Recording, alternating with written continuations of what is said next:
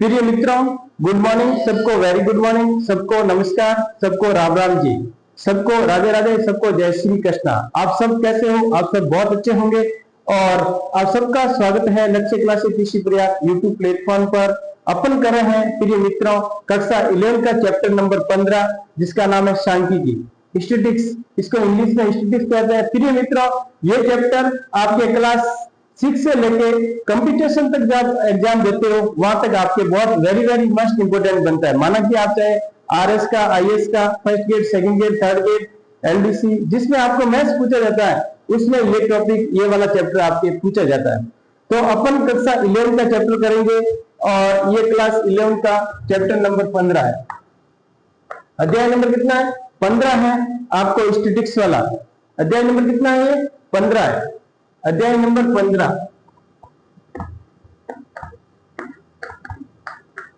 अध्याय नंबर 15 है। अध्याय नंबर 15 है। इसमें आपके अपन सबसे पहले स्टैटिस्टिक्स के बारे में जानकारी प्राप्त करेंगे। सबसे पहले इसमें मध्य देखते हैं। क्या देखते हैं? मध्य।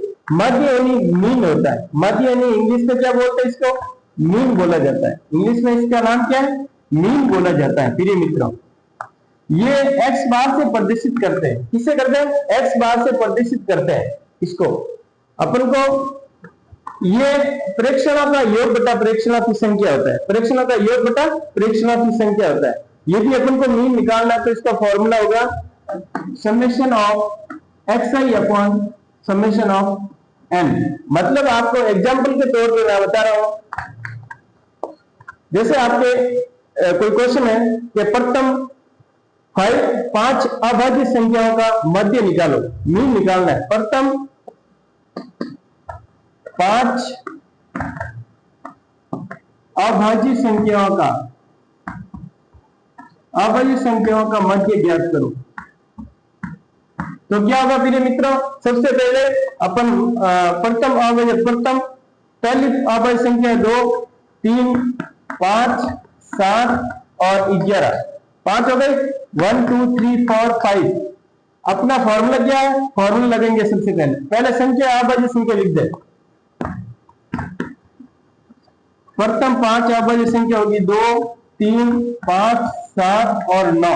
अब अपन फॉर्मूला लगेंगे एक्स बार। एक्स बार का फॉर्मूला क्या होगा? समेशन ऑफ एक्स आई, प्रेक्षणों का योग बटा प्रेक्षणों की संख्या। ये प्रेक्षण है, इनका योग होगा। इनका योग क्या होगा? इनका योग करेंगे अपन 2 प्लस 3 प्लस 5 प्लस 7 प्लस 9 और बटा 5। ये एक्स बार का योग। यदि योग करें 5 का 10, 10 से 26 कितने हो गए? 2 5 5 5 10, या तो 11 हो गए। क्या हो गए? 11। ये अभाज्य संख्या ध्यान रखा, प्राइम नंबर है। क्या ये 5? फर्स्ट 5 प्राइम नंबर का मीन ज्ञात करना है तो अपन 2 3 5 7 11, तो अपन इसका सम करेंगे 10 और फिर इसका सम करेंगे कितना आएंगे? ये हो गया 38, 18 और 10 कितना होगा? 28। 28 अपॉन 5। 28 अपॉन 5 में अपन डिवाइड देंगे 5 टाइम, फिर 6 टाइम। जो एक्स बार का मान है वो 5.6 आ जाएगा। मीन का मान कितना आ जाएगा? 5.6 आ जाएगा। इसी प्रकार अपन इसमें ये आपके सादा जो सांख्यिकी है वो अपन फॉर्मूला किए। प्रथम आपके जो मध्य है, नॉर्मल मध्य कैसे पूछा जाता है वो मैंने आपको एग्जाम्पल के थ्रू बता दिया। अब इसमें एक और फॉर्मूला आता है। आपको फ्रीक्वेंसी दी हुई है, बारंबारता दी हुई है और सीधे आपको नंबर दिए हुए। तो देखो एक फॉर्मूला ये होता है मीन का summation of x I upon F I upon summation of F आई। ये भी फॉर्मूला होता है जब आपको बारंबारता दी हुई है। क्या दी हुई है? बारंबारता। एफ यानी बारंबारता, फ्रीक्वेंसी। बारंबारता आपको बारंबारता गिवन है तब ये फॉर्मूला लगाते हैं। आप ये फॉर्मूला लगाते हैं। तो देखो माना कि आपको बारंबारता एक क्वेश्चन है आपके, ये एग्जांपल है, ये एक्स है, ये एफ है। एफ आपको दिया हुआ 1 2 3 4 5 और बारंबारता आपको दी हुई है 2 3 1 2 और 2, ठीक है ना। ये आपको बारंबार दी हुई है, ये आपको बारंबार दी हुई है। तो अपन क्या करेंगे, सबसे पहले x बार summation of F I X I करेंगे, एफ आई एक्स आई करेंगे। और फिर क्या करेंगे अपन, इस टेबल को अपन ऐसे लिखना है,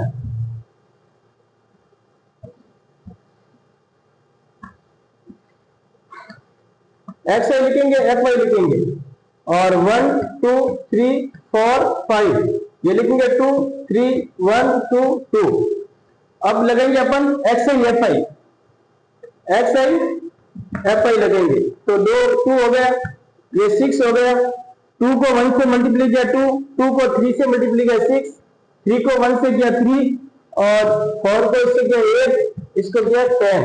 summation of F I X I करेंगे और समेशन ऑफ एफ आई करेंगे, इसका सम करेंगे और इसका सम करेंगे।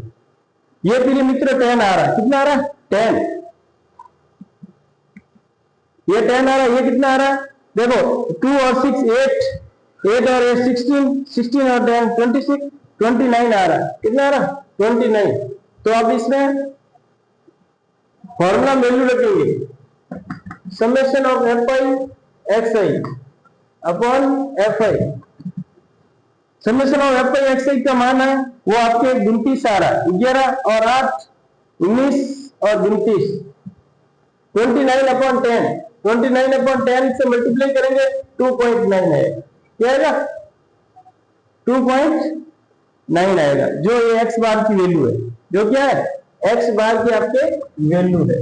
ये चीज ध्यान रखें।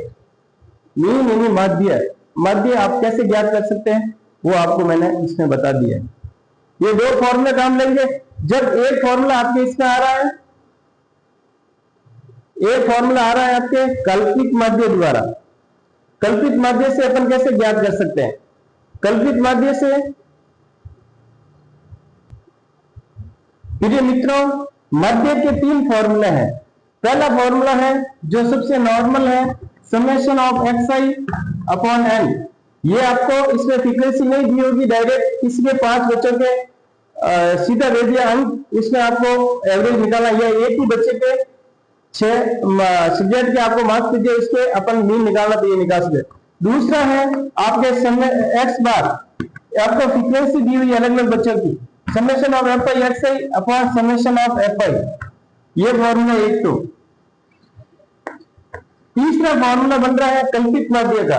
तीसरा फॉर्मूला क्या बन रहा है, कल्पित माध्य यदि पूछे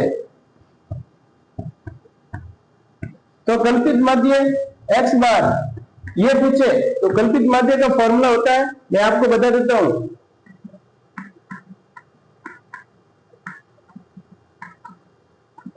कल्पित माध्य,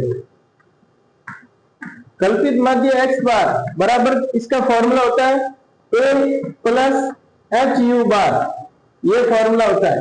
ए क्या है, ए क्या है मध्यमान है, ए क्या है मध्यमान है, ए मध्यमान है। एच क्या है अंतराल चल रहा है, इंटरवल। ए क्या चल रहा है इंटरवल, इंटरवल चल रहा है। और यू बार क्या है, यू बार आपके summation of U F I और समेशन ऑफ एफ आई, ये आपके यू बार है। यू आई क्या कैसे निकालते हैं अपन, यू आई का फॉर्मूला है एक्स माइनस ए अपॉन एच, ये यू आई बार का सूत्र है।